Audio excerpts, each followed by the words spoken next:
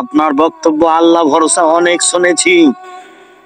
Mobile চালু যদি করি আল্লাহ ভরসা, তাহলে শুনতে পাই। আপনার আল্লাহ ভরসার একটা বক্তব্য আমাদের মনে আছে। আপনি বলছিলেন মূসা আলাইহিস সালাম আগে আগে পালিয়ে যাচ্ছেন, পিছনে পিছনে ফেরাউন ধাওয়া করছে সদল বলে। হঠাৎ গিয়ে সামনে পাহাড় পড়লো, তিনি আর যেতে পারবেন না। সামনে মুখে পাহাড়, বামে ফেরাউন, পিছনে ফেরাউন, ডানে কুলজম সাগর, বাঁচার কোনো পথ নেই। মূসা আলাইহিস সালামের সঙ্গী সাথী বললেন, ইন্নাল্লাহ মুদরাকুন, আমরা আটকা পড়েছি, আমরা এখন ফেরাউনের হাতে বন্দী। মূসা আলাইহিস সালাম বললেন, কাল্লা, কখনো নয়, অসম্ভব, এটা হতে পারে না। ইন্না মাইয়া রাব্বি, আমার সাথে আমার প্রতিপালক রয়েছেন, সায়াহদিনি, তিনি আমাকে পথ দেখাবেন।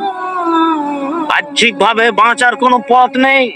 কোন সাহসে মূসা আলাইহিস সালাম বলতে পারেন যে অবশ্যই অসম্ভব, এটা হতে পারে না, ফেরাউন আমাকে ধরতে পারে না?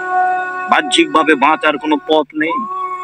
একমাত্র আল্লাহর উপরে ভরসা করে মূসা আলাইহিস সালাম এই কথা বলেন। হাতের ডানে সাগর আছে, সামনে পাহাড় আছে, বামে পিছনে ফেরাউন আছে।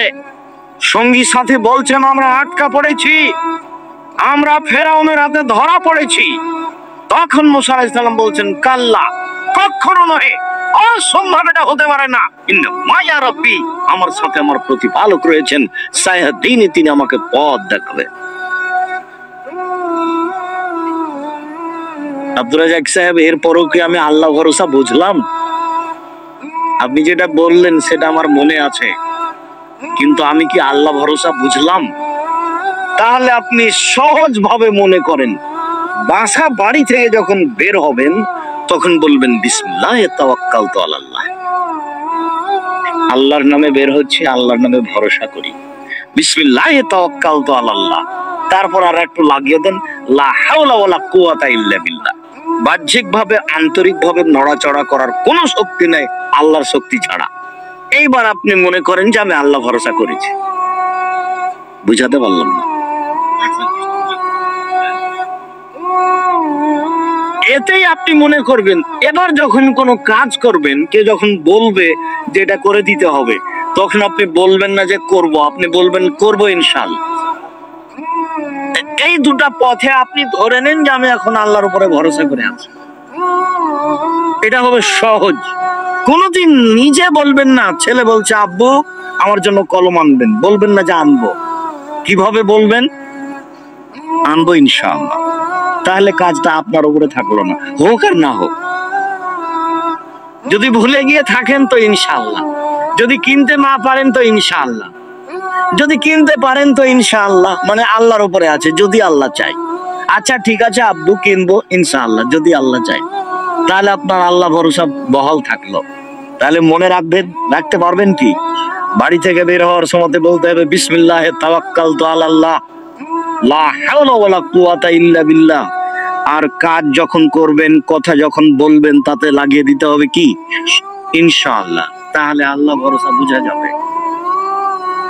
আবু দারদা রাদিয়াল্লাহু তাআলা আনহু বলেন, রাসূল সাল্লাল্লাহু আলাইহি ওয়াসাল্লাম বলেছেন, বিচারের মাঠে মুমিন পুরুষ নারীর নেকির পাল্লায় সবচেয়ে ভারী নেকি হলো সদাচরণ, ভালো আচরণ। নওয়াস ইবনে সামান আনসারী রাদিয়াল্লাহু তাআলা আনহু বলেন, সাআলতু রাসূলুল্লাহ সাল্লাল্লাহু আলাইহি সাল্লাম মাল বিররু ওয়াল ইসমু। আমি নওয়াস ইবনে সামান আল্লাহর নবীকে একদা জিজ্ঞাসা করলাম, আল্লাহর নবী, পাপ কি জিনিস, নেকি কি জিনিস, একটু বলবেন? আমি জানতে চাই পাপ কাকে বলে, নেকি কাকে বলে। তখন আল্লাহ রাসূল উত্তরে বললেন, আল বিররু হুসনুল খুলুক, নেকি হচ্ছে ভালো আচরণ। তিনি বললেন না নেকি হচ্ছে তাহাজ্জুদ, তিনি বললেন না নেকি হচ্ছে কোরআন তেলাওয়াত, তিনি বললেন না নেকি হলো হজ, তিনি বললেন না নেকি হলো সুবহানাল্লাহ বলা। তিনি জিজ্ঞাসার উত্তরে বললেন নেকি হলো ভালো আচরণ। মনে থাকবে না মনে হয়? জিজ্ঞাসাটা কি ছিল? নেকি কি জিনিস? কোন সময় বউ স্ত্রীকে গালি দিবেন না, যখন তখন তো গ্রামে বাড়ি, একটু 19-20 হলে স্ত্রীকে গালি দিবেন না। স্ত্রী খুব দামি সম্পদ, মহিলারা খুব দামি সম্পদ, কথায় কথায় তালাক দিয়েন না। আর ভুলেও কোনোদিন বইয়ের নামে অ্যাকাউন্ট খুলে বিদেশে যাবেন না। বাপের সাথে গন্ডগোল হয়েছে হোক, অ্যাকাউন্ট বাপের নামেই খুলতে হবে।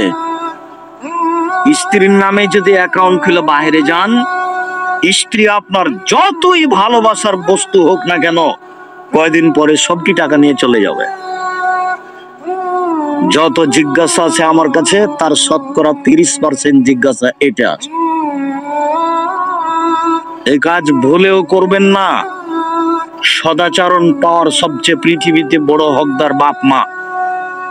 বাপ মায়ের সাথে ঝগড়া ঝাঁটি ঝামেলা আছে, কথাই ঠিক। এরপরেও বাপ মা আমার ভালো আচরণ সবচেয়ে বেশি পাবে, এ কথাও ঠিক। কোনোদিন বাপ মায়ের মুখের উপরে রাগ করে কিছু বলে কিছু সফলতা আনার চেষ্টা করিয়েন না।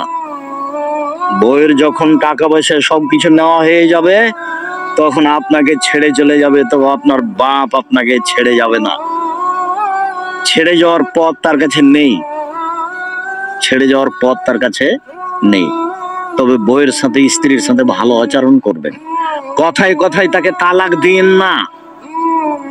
তালাক হলো মোলা তুলে খাওয়ার মতন, মানে তুললে গাছটা শেষ, আর শাক যদি উঠিয়ে উঠিয়ে খান তাহলে গাছটা আছে এখনো।